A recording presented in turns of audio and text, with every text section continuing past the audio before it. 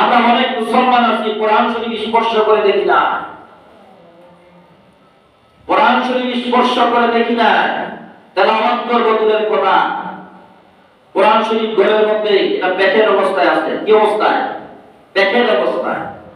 আর টিভির পর্দা খোলা আছে, মোবাইলের পর্দা খোলা আছে, রাত্র চলে যায় মোবাইলের পর্দায়, রাত্র চলে যায় টিভির পর্দায়। কিন্তু যে কোরআনুল কারীম আপনার আমার জন্য নাজাতের ফয়সালা, যে কোরআনুল কারীম আপনাকে আমাকে সুপারিশ করবে জান্নাতে নেওয়ার জন্য, যে কোরআনুল কারীম আপনার আমার জন্য নিয়ামত, যে কোরআনুল কারীম আপনার আমার জন্য হেফাজত, যে কোরআনুল কারীম আপনাকে আমাকে উদ্ধার করবে, সেই কোরআনুল কারীম থেকে আমরা অতি দূরে আমরা থাকি।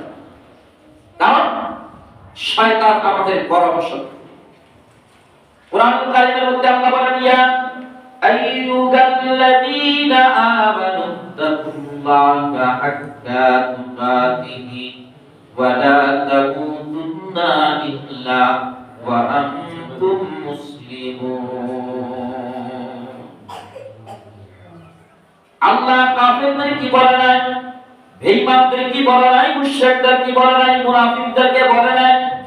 আল্লাহ এত সুন্দর করে ঈমানদারদেরকে বলল, মুমিনদেরকে বলল, ইয়া আইয়ুহাল্লাযীনা আমানু তাকুল্লাহ, হে ঈমানদারগণ, হে মুত্তাকিগণ, তোমরা আমি আল্লাহকে ভয় করো। আমরা কাকে ভয় করি? আল্লাহকে। আল্লাহকে ভয় করি, আর কাউকে নয়। কারণ আমাদের একমাত্র যিনি মালিক, তিনি হলেন আমাদের আল্লাহ। আল্লাহ ছাড়া আমরা কাউকে ভয় করতে পারি না, করব না।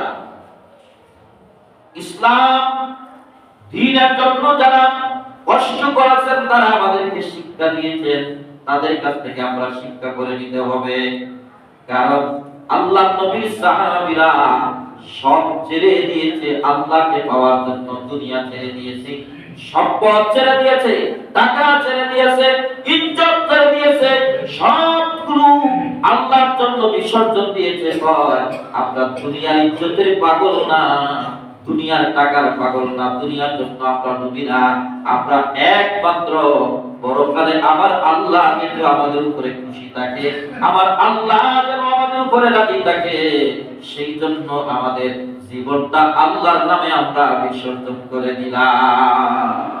দ্বীনের জন্য তারা জীবনটা দিয়েছে, কিছুই রাখেন না, সব দ্বীনের জন্য, আল্লাহর জন্য দিয়েছে, নবীর জন্য দিয়েছে। এই জন্য বন্ধুরা আমার, ভাইরা আমার, ভাইরা আমার, এই লাইলাতুল বারাতের রাতে আল্লাহ দরবারে সিজদায় পড়ে আল্লাহকে ডাকবেন, কোরআনুল কারীম তেলাওয়াত করবেন, নফল ইবাদত করবেন, নফল ইবাদত করে রাত্রিটা কাটিয়ে দেওয়ার চেষ্টা করবেন।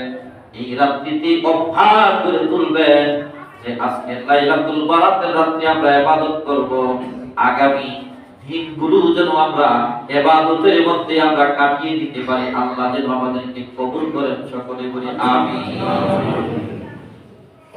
বৃহস্পতিবার রাত্রি আল্লাহর প্রিয় বান্দারা ঘুমায় না, লাইলাতুল বারাতের রাত্রি আল্লাহর বান্দারা ঘুমায় না, শবে কদরের রাত্রিতে আল্লাহর বান্দারা ঘুমায় না। আল্লাহর বান্দারা তালাশ করতে থাকে আল্লাহকে কেমন করে খুঁজে পাওয়া যায়।